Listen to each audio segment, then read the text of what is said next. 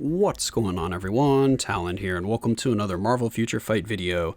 Alright, so in this one here, we're going to be taking a look at Yelena Belova, and we are on the APK, or the pre-update version of the game. So with that comes the standard disclaimer. This video is brought to you by Netmarble and the Star Agents program, and also all of the kind of numbers, values, stats, and everything you see here can still change from now until the live version. So with that out of the way, let's go ahead and start to take a look here at Yelena, because there is going to be quite a few things to go over. Because as you can see here, she does release with her modern look and the uniform right away on day one. So we'll kind of compare those and see if there's a huge difference between her uniform and modern look. I mean, of course, you expect there to be a pretty good difference with a uniform opposed to non-uniform version of the character, but we'll go ahead and take a look at that anyway. And then we'll kind of compare her a little bit with some Ovulis here. So this is just the one that I was doing some initial testing with on her, just to kind of figure out what her skill rotation is. But after that, we will hop in and do a little bit of a comparison between some CTPs, probably just a CTP of Energy and a CTP of Rage, because those are more popular CTPs to use. Because with Destruction, you can kind of emulate that pretty well with a regular Ovulis, just get immune to Guard Break and a damage proc. So that's only going to have extra value if you're going to be using her in PvP, which I don't know if she's really going to be that useful there. With her uniform, she does have an invisibility mechanic, which can be quite nice for PvP, so she might have some use there. But I'm not really convinced so far from what I've seen of her that she's going to be a really good PvP character. Let's go ahead and hop on over to what do we want to start with here. Let's just start with the differences between her original look and her uniform look. So we can go over here, we'll find that the uniform is going to be changing 3 skills. And for some reason, the first skill right here, actually for right here, it does show a description, but on her base kit, it doesn't even have a description for what the skill does. So she still seems like she's in works in terms of finalizing the numbers and maybe even her type of damage, because a lot of them don't even say like physical damage for her skills. So I'm not even sure if they're going to type that as maybe like lightning damage or something, because she does have some lightning effects on her skills. She also has some fire effects on her skills, so I'm not sure what they're going to do there. But let's just do a direct comparison real quick here. So the uniform bonus is going to give her a 20% increase to physical attack. It's going to increase her ignore dodge by 15%, which is always welcome, especially against Corvus, because she is going to be a speed physical damage character. So that's probably going to be one of her big uses there, and also of course against Proxima. Her first skill, like I said, I can't even see what the first skill is on the modern look, so I don't know what the changes is, but her first skill just looks like a standard first skill. It doesn't look like it's going to be doing too much. And then the third skill here, the changes are going to be the 35% chance of missing applied to the enemies, and then also the invisibility is going to be new, and it's going to increase the all attack and crit rate by 10%. It was 35% on her base kit, it is 45% on the uniform here. And then the fifth skill has an interesting change as well. Well, first it has the 55% chance to miss attack applied to the enemy again, which is also new from this to the base kit. But down here at the damage accumulation, that actually gets a bump from the base look here. So it says 1% increase of all attack for each 1% accumulated damage, whereas on her base kit, it's only 0.6% increase of all attack for each 1% of damage accumulated. So it's going to go from a 60% with her base kit, I think it's 60% all attack boost, to a 100% all attack boost here on the uniform version. Again, if I'm looking at the numbers wrong here, feel free to correct me in the comments below, but I think that's what we're looking at. So let's go over and actually take a look at all of the skills in detail here. So as you can see, the first skill is completely blank here, so I'm not sure what they're going to be doing with that. And of course, well, we'll look at the other ones, but this one actually has everything filled in. It does save additional physical damage. This says additional physical damage now. Maybe I'm just thrown off from that little space between that and a cooldown. It seems like there should have been something there, but yeah, okay, they all say physical damage now. I wonder if they just patched that. I could have sworn that her, oh no, yeah, just her fifth and her first skill don't say physical next to it, so that's probably what I was thinking about. And yeah, this one doesn't actually say that, does it? Yeah, it's just got the accumulation, and then below the accumulation it doesn't say physical damage or percent value like these other ones do. See, this says physical damage, 87% of physical attack, and then it has additional physical damage. This one does not say that, and this skill does do damage, so yeah, it should have some kind of value there. So that's why I'm thinking they might type that as like an elemental or something like that, but not sure. Her passive here is going to increase her dodge by 30%, so she's going to be kind of rage CTP friendly there because you don't have to build as much dodge on her. Her leadership is going to be a all speed leadership, so kind of standard for a speed character, nothing too special there. And her tier 2 passive is going to increase her guaranteed dodge by 25%. A little bit low, but any survivability she can get is welcome because I did find her to be quite squishy and a little bit difficult to keep alive. You can't really take more than one hit when I was trying her out against Proxima. Then she has increased skill damage by 25% and bonus damage by 30%. So that's kind of what her base kit is looking like here. And then if we look at the cooldowns, which is quite important, of course, for your damage procs, we have a 15-second cooldown and a 13-second cooldown on the main skills that you're going to be using. Well, you're going to be using the third skill as well for the buff, which is also on a 15-second cooldown. So 7.5 seconds isn't too bad, and I did not find it very difficult to keep a standard damage proc on rotation. So this was the kind of test obelisk that I was using just to see if I could keep a damage proc on rotation, and also to see if she actually did need any guard break immunity, because if we hop into the skill preview here and actually take a look at her skills, she doesn't have a full iframe for these skills that you're going to be kind of procking on. So first of all, let's just look at all the skills. So the first skill, again, is kind of a standard skill, but it has no description. If I hold down here, it's just completely blank, so kind of weird. Her second skill, he kind of spins around, kicks them a little bit, groups some enemies together. So if you're in like a Rumble in Shadowland, this could actually be a really nice skill to get them together, and then you can just kind of nuke them with your other skills. Her third skill is just a buff skill. Oh, it actually does a little bit of damage here. I believe with the uniform it didn't do any damage, it was just an actual buff. But yeah, we got our buff here, do kind of a sweep kick. You can cancel that immediately into your fifth skill, which I do the 5-4 combo for my damage proc. Here's the fifth skill playing all the way out. This does have an iframe for most of the skill. Actually, no, for all of the skills, so it's just a partial iframe with the uniform then. So here we go, lets it play out, and then you will notice something interesting here. Because I went over all of her skills, but look at the, let's do this one more time to refresh it, but look at the debuffs on the enemy here. She actually has, if I can click it with my fat finger here, come on finger, click it. There we go. She has some all defense down. It just says minus 25% here, but when I was in World Boss Ultimate, she had two all defense downs applying, and they were different than minus 25. There was a minus 35 and a minus 50. So I'm not sure what they're doing with that, if they're going to write that in later on, if they're still trying to finalize how much all defense then they want to give her, or anything else. I'm not really sure what they're doing with that. But the fourth skill is the other one here that has the all defense down, and you can see the fourth skill is quite nice, a lot of hits. So that's the one that I've been using as my proc skill, because the fifth skill can be canceled as soon as you get that kind of widow's ring that appears, that red ring. You can cancel into the fourth skill. So go here, boom, and then cancel into the fourth skill, and that is going to be your kind of combination for proc, well, and the third skill. So boom, boom, boom, and there you go, you get all of your damage. But yeah, both of those, the 5 and the 4, do apply, at least in the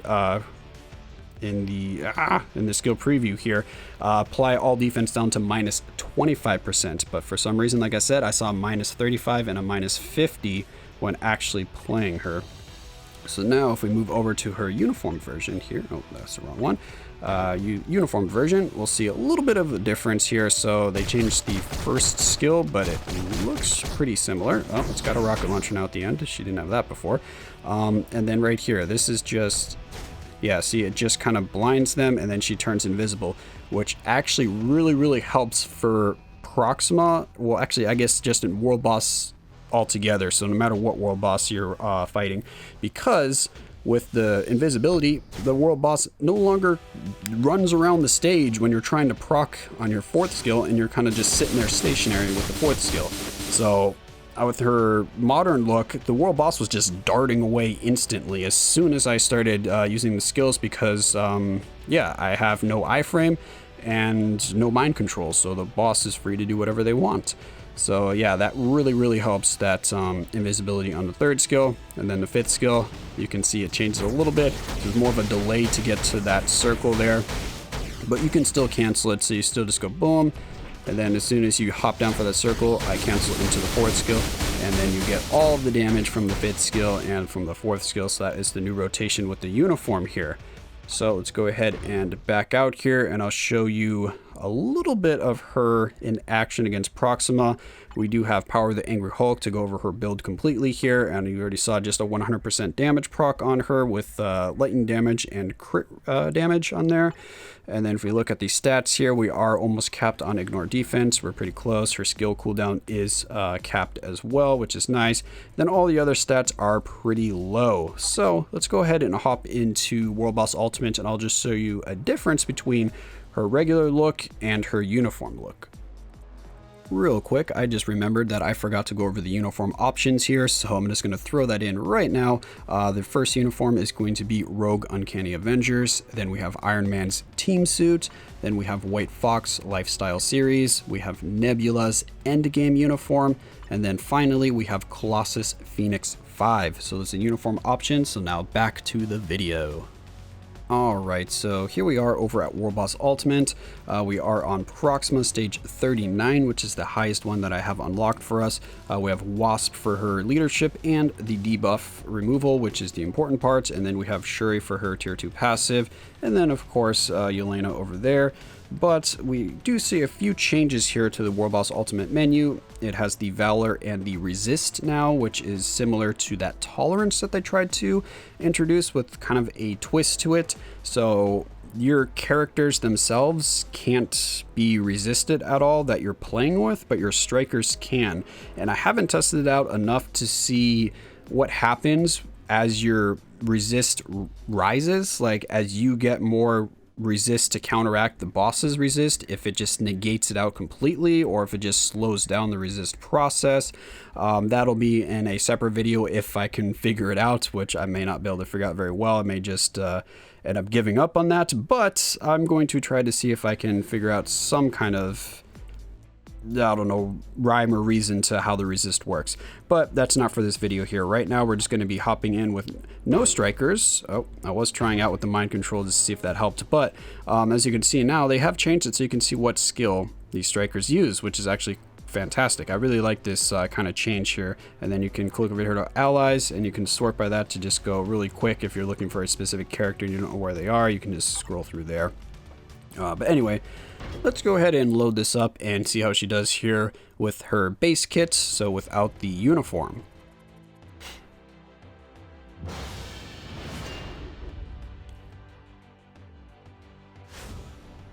Alright, so let's switch on over. We're going to do this, we're going to do this, and then we're going to hop on over, and as you can see, Proxima jumped away and we lost a lot of the damage, but that is very typical for her with her modern look here without the uniform. Just Proxima just jumps away, so I find like 90% of my skill rotations get canceled out because of that. I have to be like right up on her, get Proxima in a corner or something like that for it to really work out. But as you can see, even without what's it called, without invincibility or without an iframe, she doesn't seem to get guard broken very often. Because I've done this multiple times and I wasn't really getting guard broken out of my skill.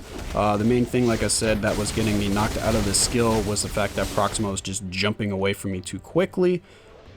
So yeah, the damage looks pretty good too, but keep in mind she does have, oh yeah, I can show you that. All defense, no, all defense down, there it is. It went away really quick, but it should have said -35 and a -50. I know you can see the -50. Oh. There you go, -35 and -50. So yeah, I'm not really sure if those values are going to change or if it's just going to kind of be like Invisible Woman and just be like a hidden value that she has or something like that. But they are there, so that is something to keep in mind. It does make her more viable with the changes that are happening to World Boss Ultimate here, because of course her particular all defense down can't get resisted, or they can't build up a tolerance to, opposed to the strikers all defense down. So now we're going to move on over to her uniformed look, and then we'll see the difference kind of in damage there, and also just how much easier it is to keep the skill rotation, or to, I mean, not keep the skill rotation, to keep Proxima in check and actually do the full damage from the skill rotation. Alright, so we're going to load in here, and then we'll switch on over. We'll get our invisibility up, and then we got to wait for that red circle, and oh, I guess I didn't click on that quick enough, but as you can see, the damage is looking pretty nice. And that's just because she gets that extra like 40% all attack or something like that, so she's doing quite nice here. So let's try to get this one. I'm canceling a little too soon, so let's try that one more time here. Ah, run away.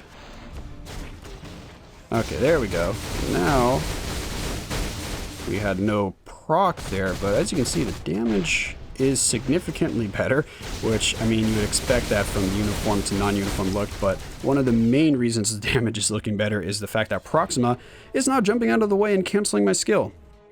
So that is a big source of it, because I was trying, as you saw at the very start of this, I was trying to have one mind control striker, and that was me testing her with her modern look to see if that mind control actually helped, and it did increase the damage significantly, but it still didn't get anywhere close to the damage with the uniform here. The uniform was still doing like, I want to say 30 to 40% more damage. Like, they're doing a lot more damage with the uniform. So that's a little disappointing, because that means you're probably not going to be using her modern look very much. You're just going to be using the uniform if you decide to get this character and build her up.